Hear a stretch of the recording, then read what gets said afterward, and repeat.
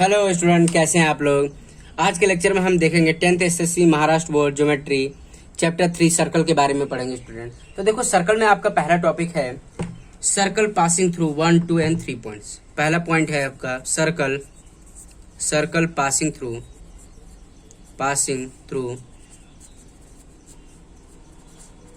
1, 2, 3 points. ठीक है, 3 points. ठीक है, तो एक एक करके हम देखते हैं स्टूडेंट। पहला टॉपिक आपका यही है, circle passing through 1, 2 and 3 points. Clear है स्टूडेंट, आई बात समझ में। तो अब यहाँ पे देखो, पहले केस फर्स्ट लेते हैं। Case first 1 point. ठीक है, तो यहाँ पे देखो एक पॉइंट कंसिडर कर सकते हैं स्टूडेंट। पॉइंट पी हमने कंसिडर किया, तो हमें देखना है कितने सर्कल पास होंगे। ठीक है, तो यहाँ पे देखो, एक ये सर्कल पास होगा। ठीक है, एक ये सर्कल पास होगा। और भी सर्कल बना लेते हैं स्टूडेंट। एक ये सर्कल पास होगा, ये भी सर्कल एक पास होगा। ठीक है, ये भी हो सकता है। बहुत सारे सर्कल पास होंगे स्टूडेंट। ठीक है, एक सिंगल पॉइंट से इनफाइनाइट नंबर्स ऑफ सर्कल पास होंगे। और भी बना लेते हैं स्टूडेंट। देखो, जैसे ये भी होगा, जैसे ये सर्कल होगा एक, ये भी सर्कल पास होगा। ठीक है, ये भी सर्कल पास होगा। तो बेसिकली मेरे बोलने का मतलब है सिंगल पॉइंट से इनफाइनाइट नंबर्स ऑफ सर्कल पास होंगे स्टूडेंट। क्लियर है, आई बात समझ में आपको।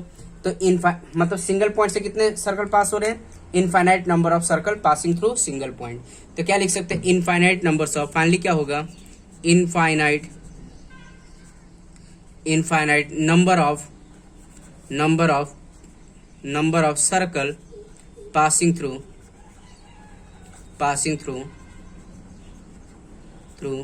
A single point. ठीक है, a single point.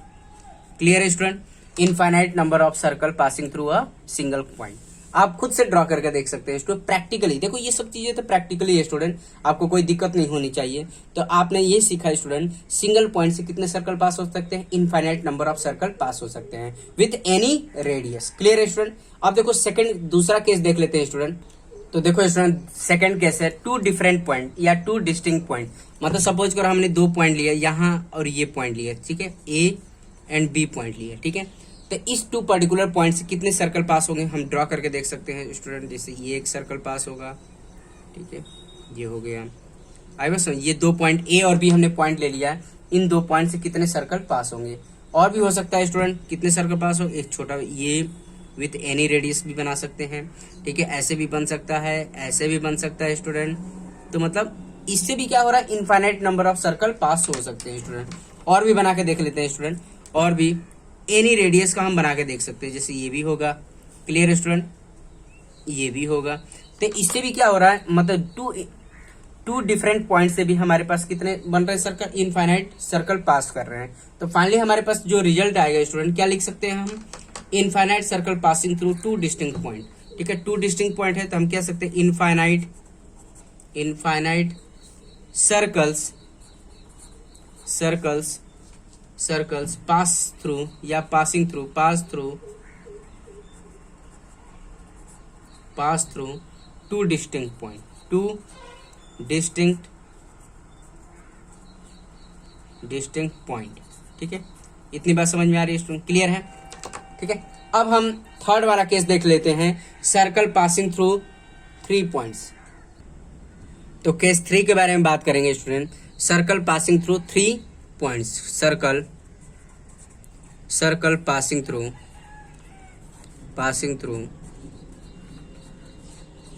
3 points.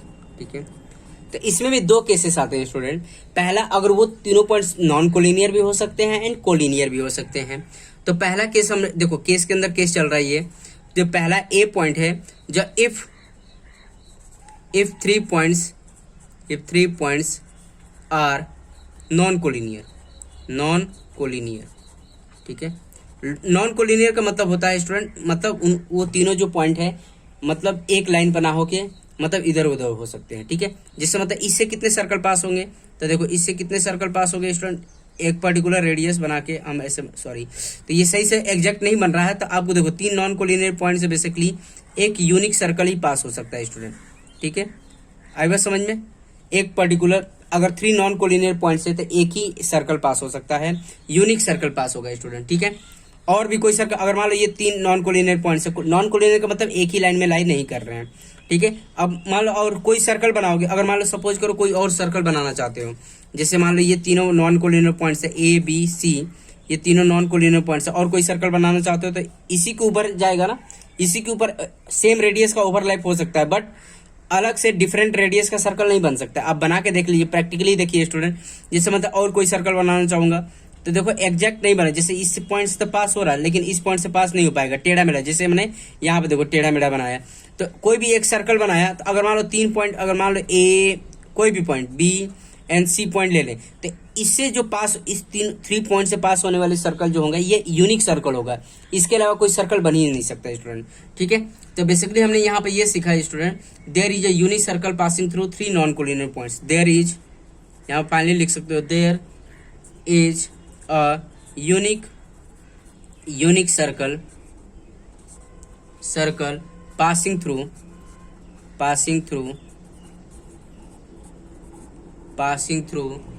3 non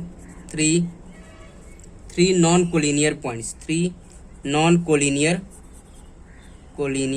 points. Clear है स्टूडेंट।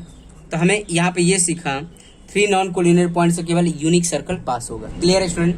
अब इसमें दो डी ऑप्शन है, अगर 3 points are collinear, if 3 points are collinear, अब 3 पॉइंट्स आर कोलिनियर, ठीक है। अगर मान लो तीनों पॉइंट्स कोलिनियर ले लिए, सपोज करो एक ही लाइन पे ले लिए, ए बी एंड सी, ठीक है। ये 3 पॉइंट से एक ही लाइन, तो इससे कितने सर्कल पास होंगे।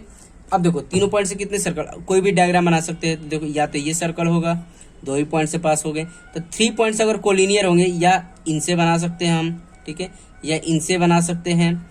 इतनी बात समझ में आ रही है स्टूडेंट। तो हमने यहाँ पे ये देखा स्टूडेंट, अगर 3 पॉइंट कोलिनियर है तो मतलब कोई भी सर्कल पास नहीं हो सकता, ठीक है। तो इसके लिए केवल 2 ही पॉइंट से सर्कल पास हो सकता, तीनों को कंबाइन करके हम कोई सर्कल नहीं बना सकते हैं। अगर 3 पॉइंट का केस देखना है तो नॉन कोलिनियर के केस में ही सर्कल बना सकते हैं, अगर पॉइंट्स कोलिनियर है तो उस केस में सर्कल नहीं होगा। तो हम कह सकते हैं no circle can pass through 3 collinear point. तो हम फाइनली कह सकते हैं नो सर्कल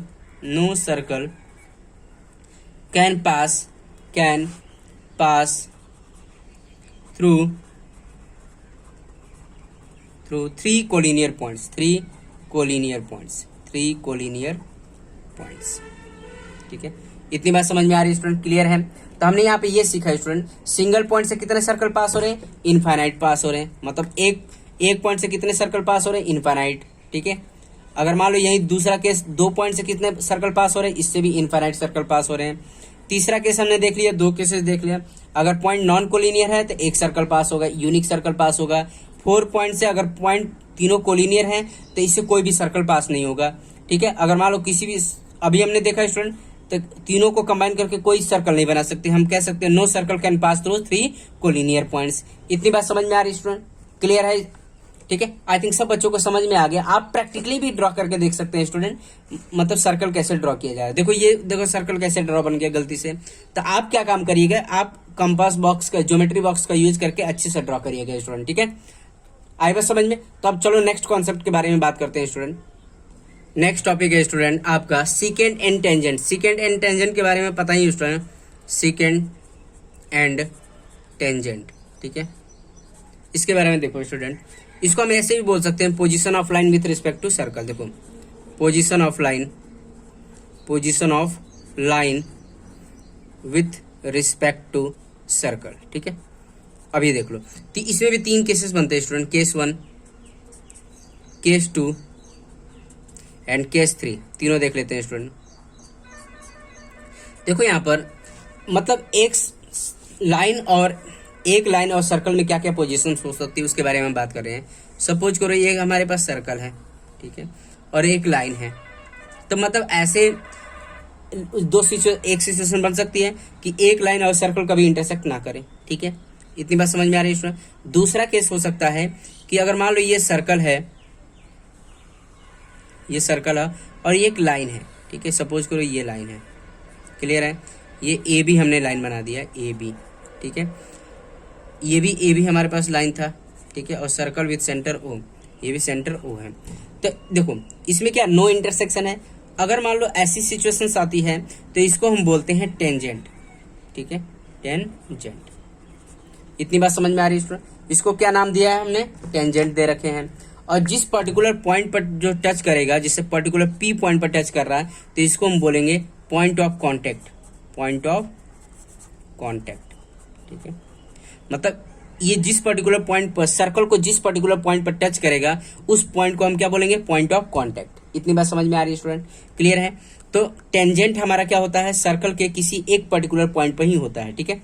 अगर मान लो इसको अगर रोटेट करना चाहोगे तो दूसरा तीसरा केस बन जाएगा। अगर मान लो इसको रोटेट करने की कोशिश करोगे, सपोज करो हमने इसको रोटेट करने की कोशिश किया, जैसे ये ए बी लाइन है, थोड़ा सा घुमाओ, इसको रोटेट करो, इसको फिक्स करके इसको रोटेट करना स्टार्ट करो, तो रोटेट जैसे ही करेंगे तो ये जो लाइन आएगी ऐसे बन जाएगी। करके देखिए आप, जैसे ए बी, ठीक है, ए बी लाइन है, तो ये आपका एक्स एंड वाई दो जगह कट करने लगेगा। तो इसी को बोला गया secant of the circle, secant of the circle, ठीक है। मतलब ये लाइन जो है सर्कल को दो पॉइंट पर इंटरसेक्ट करते हुए चली जा रही, बाहर निकल जा रही है, तो इसीलिए क्या हो गया, सीकेंट ऑफ द सर्कल। और कोई भी लाइन सर्कल को किसी एक पर्टिकुलर पॉइंट पर टच करते हुए बाहर निकल जाए तो उसको हम टेंजेंट ऑफ द सर्कल बोलते हैं, टेंजेंट ऑफ द सर्कल। इतनी बात समझ में आ रही है स्टूडेंट, क्लियर है, ठीक है। आई थिंक सब बच्चों को समझ में आ रहा है। कुछ बच्चे कंफ्यूज होते हैं, सर कॉर्ड और सीकेंट में क्या डिफरेंस है।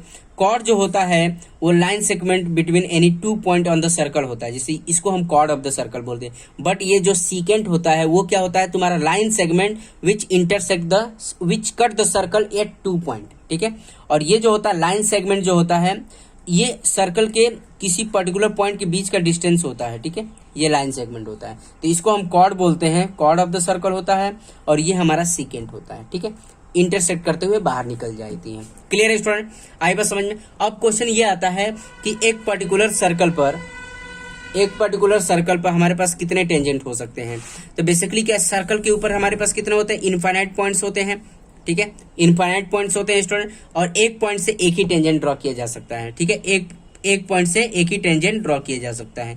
तो सर्कल के ऊपर कितने टेंजेंट हो सकते हैं स्टूडेंट, इनफाइनाइट टेंजेंट हो सकते हैं। क्यों, क्योंकि एक पर्टिकुलर पॉइंट से केवल एक ही टेंजेंट ड्रॉ किया जा सकता है, ठीक है। तो इसीलिए एक पर्टिकुलर पॉइंट पर केवल एक ही टेंजेंट बनाया जा सकता है। और ओवरऑल सर्कल के बारे में बात करेंगे तो इनफाइनाइट नंबर ऑफ टेंजेंट बन सकते हैं, ठीक है। क्लियर है स्टूडेंट, आई बस समझ, आई थिंक सब बच्चों को समझ में आ गया।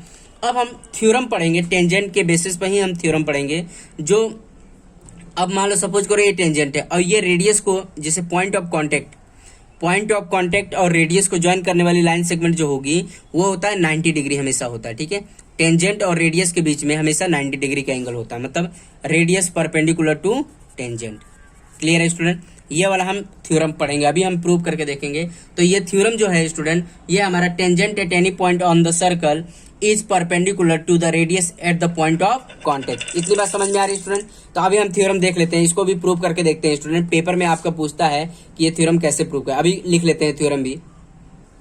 तो देखो बच्चों, ये हमारा टेंजेंट थ्योरम है। क्या लिखा है, a tangent at any point on of a circle is perpendicular to radius at a point of contact. इसका मतलब ये है, हमें क्या प्रूव करना है स्टूडेंट। सपोज करो हमारे पास एक सर्कल है, ये हमने सर्कल कंसिडर किया, ठीक है, आई बात समझ में। और ये हमने एक टेंजेंट बना लिया, सपोज करो ये हमने एक टेंजेंट बना लिया, ये हमारी लाइन है एल, ठीक है, और ये हमारा जो है रेडियस है ओ ए, ये ए पॉइंट है। क्लियर स्टूडेंट, हमें टू प्रूव करना है, to prove that line A L perpendicular to radius O A. Clear student, इतनी बात समझ में आ रही है, ठीक है। तो हमें गिवन में क्या दे रखा है स्टूडेंट, गिवन में दे रखा consider a circle with centre O having tangent L at point A is the point of contact, OP is the radius. इतनी इंफॉर्मेशन दे रखी है। तो गिवन में क्या लिख लेंगे student, consider a circle with centre O, consider a circle with centre O, ठीक है, having tangent, line L is a tangent, ठीक है, line L is a tangent at point A, ठीक है, ए is point of contact, point A क्या है, contact, point of contact है, ठीक है। एंड ओ ए हमारा क्या है, radius of the circle, O A is a radius of the circle, ठीक है। इतनी बात समझ में आई, रेडियस ऑफ द सर्कल, इतनी बात समझ में आ रही है स्टूडेंट, ठीक है। अब बेसिकली समझते, ये तो हमारे पास इंफॉर्मेशन था, हमने जो समझ लिया। अब देखो इसको प्रैक्टिकली प्रूव करके देखते हैं स्टूडेंट। वैसे इसको प्रूव करने का 2-3 मेथड है, ठीक है, जो आपके स्टेट बोर्ड में उसी मेथड से मैं समझाऊंगा कैसे प्रूव करना होता है। तो देखो पहले हम रफली प्रूव करते हैं स्टूडेंट, उसके बाद एक सिस्टमेटिक वे में लिख के बताऊंगा मैं कि बोर्ड में आपको कैसे लिखना है स्टूडेंट। क्लियर है स्टूडेंट? तो अब देखो मैं इसको प्रूव करके बताता हूँ। तो बेसिकली क्या है, हम इसको कॉन्ट्राडिक्शन मेथड से भी सॉल्व करते हैं, ट्रायंगल वाले मेथड से भी सॉल्व करते हैं, तो बहुत सारे सॉल्विंग के तरीके हैं। तो आपको मैं कॉन्ट्राडिक्शन मेथड से सॉल्व करके बताता हूँ स्टूडेंट, ठीक है।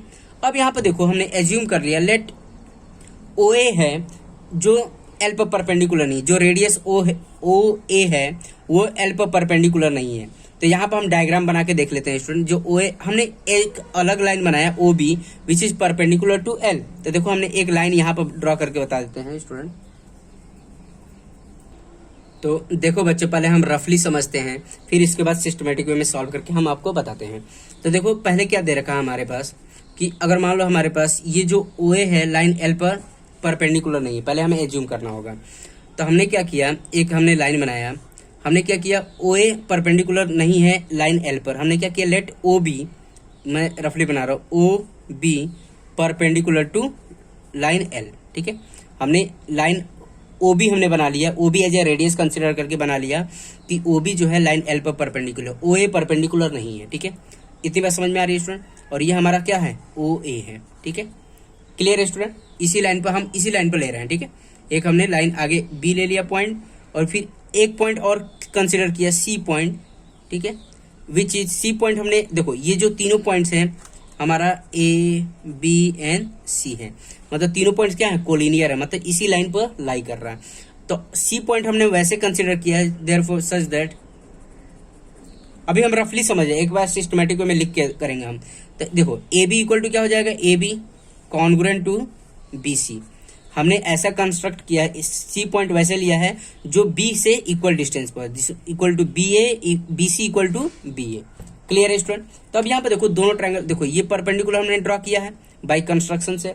अब इन ट्रायंगल ओ बी ए, देखो अब प्रूव कर लेते हैं, in triangle O B A, O B A and triangle O B C, triangle O B C, ठीक है। इतनी बात समझ में आ रही है स्टूडेंट? अब यहाँ पे देखो सेगमेंट, अब देखो ये हमने बनाया था बी सी और ये ए बी है, ठीक है। देखो ये क्या है, ए बी, इतनी बात समझिए, A B equal to B C हमने कंस्ट्रक्ट किया, ठीक है। हमने आई बात समझ में? तो अब यहाँ पे देखो in triangle O B C, O B A and O B C में, अब यहाँ पे देखो segment A B congruent to segment A B congruent to segment B C by construction, इतनी बात समझ में आ रही है स्टूडेंट? By construction. अब यहाँ पे देखो angle A B A, angle O B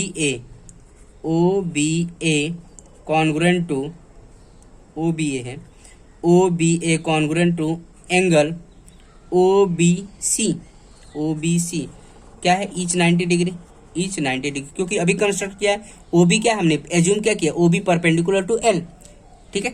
अब क्या हो जाएगा, सेगमेंट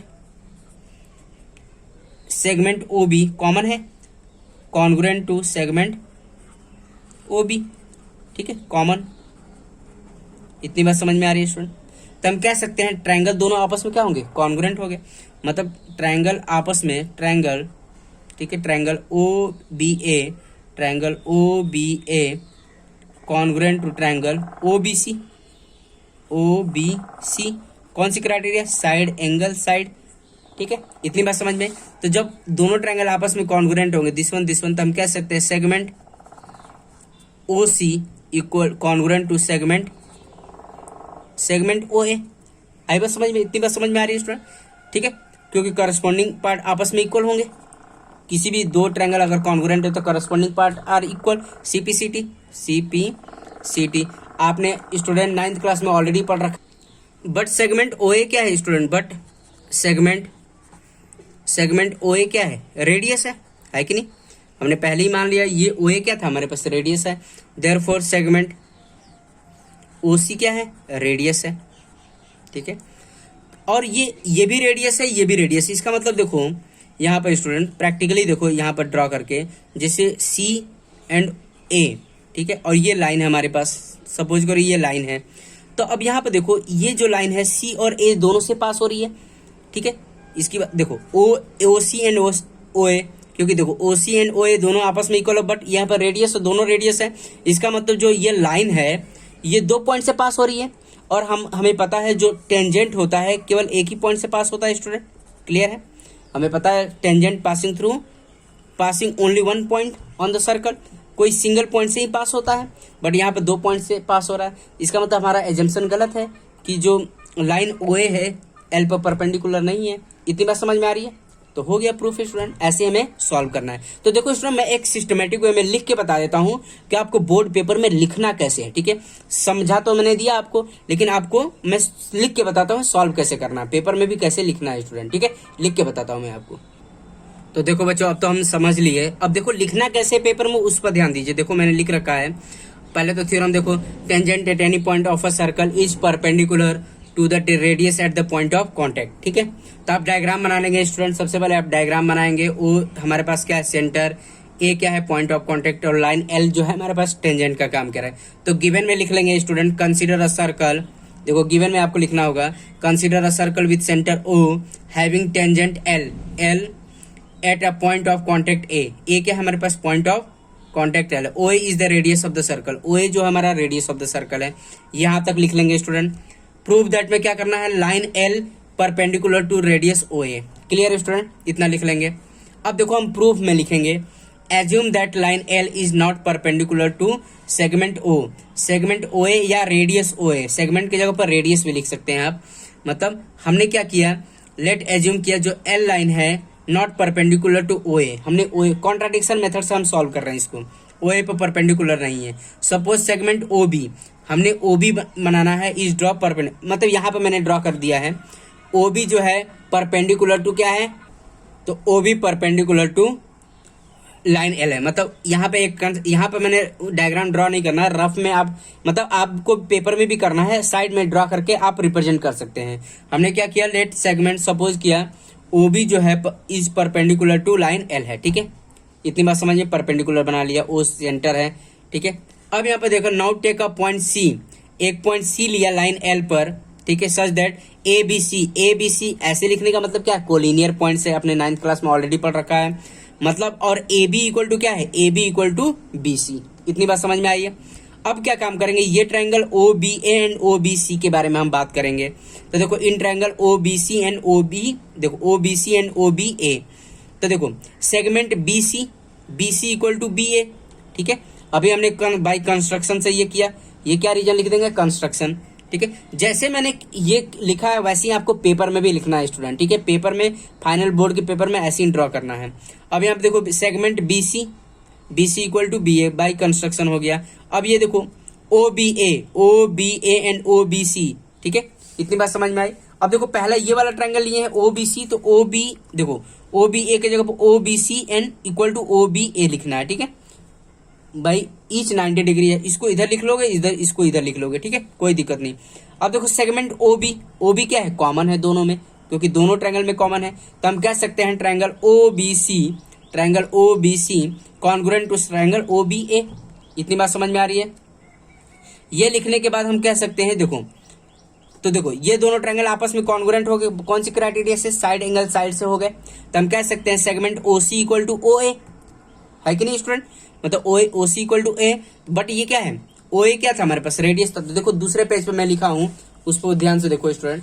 तो देखो मैं यहाँ पर लिख कर रखा हूं मैं, क्योंकि टाइम वेस्ट नहीं करना चाहता, जितना मतलब जितना कम समय में आप समझ लीजिए स्टूडेंट।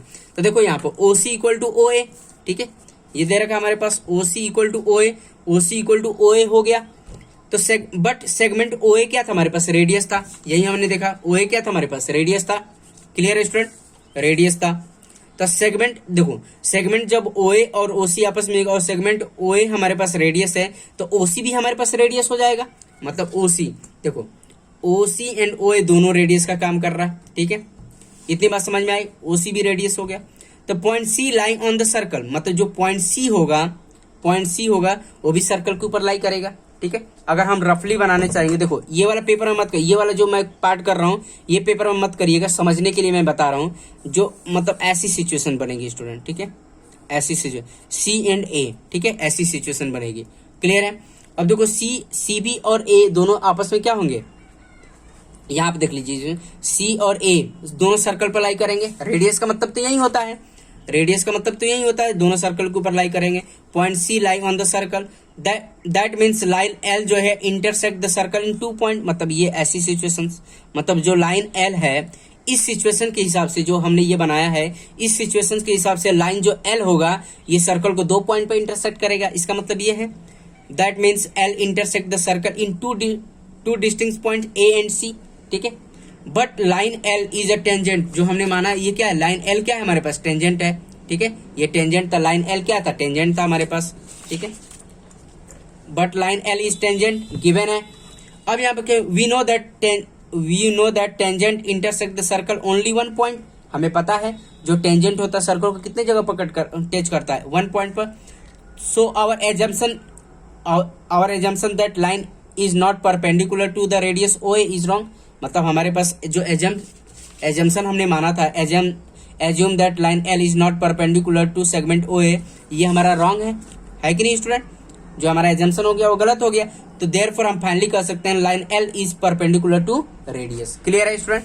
तो ऐसे आपको सिस्टमेटिक वे में पेपर में रिप्रेजेंट, ये वाला मत करिएगा स्टूडेंट, मैं समझाने के लिए आपको किया, ये पोर्शन आपको नहीं करना है, ठीक है। तो इतना जितना हमने अभी बताया उतना आपको पेपर में लिखना होगा। क्या क्या लिखना है, ये सब लिखना है, diagram given to prove that, proof लिखना है, ये सब करना है स्टूडेंट, डायग्राम भी बनाना है आपको। इसके बाद ये वाला ये सब लिखना है स्टूडेंट, ठीक है। पेपर में आएगा तो इतना सब आपको करना होगा स्टूडेंट। तो देखो स्टूडेंट एक क्वेश्चन करके देख लेते हैं कैसे क्वेश्चंस पूछे जाते हैं, ठीक है स्टूडेंट। एक क्वेश्चन करके प्रैक्टिस कर लेते हैं हम। तो देखो बच्चों ऐसी सिचुएशन आ सकती है, एक सर्कल हमने कंसिडर किया विद सेंटर O। अब देखो रेडियस की लेंथ हमने कंसिडर कर लिया 5, और जो एक्सटर्नल पॉइंट्स है और सेंटर के बीच का डिस्टेंस है वो 13 सेंटीमीटर कंसिडर कर लिया। तो हमें बताना find the length of PA, मतलब लेंथ ऑफ टेंजेंट बताना है, ठीक है। Find the length of PA, find PA की लेंथ बतानी है। तो स्टूडेंट हमें पता है रेडियस जो होता है टेंजेंट पर परपेंडिकुलर होता है, we know that tangent perpendicular to the radius by theorem. तो मतलब ये हमें पता है ये 90 डिग्री होता है। तो राइट एंगल ट्रायंगल बन गया, तो राइट एंगल ट्रायंगल अगर हमारा बन गया तो पाइथागोरस थ्योरम यूज कर सकते हैं स्टूडेंट, ठीक है। इतनी बात समझ में आ रही। तो हमारा ये 90 डिग्री हो जाए। इसका रीजन क्या लिखेंगे, रेडियस परपेंडिकुलर टू टेंजेंट, ठीक है। तो अब देखो यहाँ पर पाइथागोरस थ्योरम यूज करके हम लेंथ ऑफ टेंजेंट निकाल सकते हैं स्टूडेंट, ठीक है। तो यहाँ पर क्या हो जाएगा, इन ट्रायंगल PAO, तो क्या हो जाएगा PO का स्क्वायर इक्वल टू क्या होगा, AO का स्क्वायर प्लस PA का स्क्वायर। क्लियर है, क्योंकि हाइपोटेनियस का square equal to sum of other two side का स्क्वायर। तो PO कितना है, 13 का स्क्वायर है स्टूडेंट, क्लियर है। एंड AO कितना हमारे पास 5 का स्क्वायर है। और इसका रीजन लिख दीजिएगा आप स्टूडेंट, इसका रीजन क्या लिखेंगे, एंगल A इक्वल टू कितना है 90 डिग्री। क्यों, क्योंकि radius perpendicular to tangent theorem, ठीक है, radius perpendicular to tangent theorem. Clear है। अब क्या हो जाएगा PA का स्क्वायर, तो ये कितना हो जाएगा, 13 का स्क्वायर कितना होता है 169, 5 का स्क्वायर 25, इसको हम इधर लेके आए तो माइनस में हो जाएगा। तो PA का स्क्वायर। क्लियर है स्टूडेंट। ये कितना हो जाएगा 144 हो जाएगा PA का स्क्वायर। तो फाइनली हमारे पास कितना है student, PA equal to plus minus under root 144। तो PA इक्वल टू कितना होगा प्लस माइनस 12, ठीक है। तो हम केवल पॉजिटिव वाली वैल्यू कंसीडर करेंगे, क्यों, क्योंकि हमारा जो लेंथ होगा हमेशा पॉजिटिव होगा, नेगेटिव नहीं होगा स्टूडेंट। तो PA की लेंथ कितनी आ गई, 12 आ गई। क्लियर है स्टूडेंट।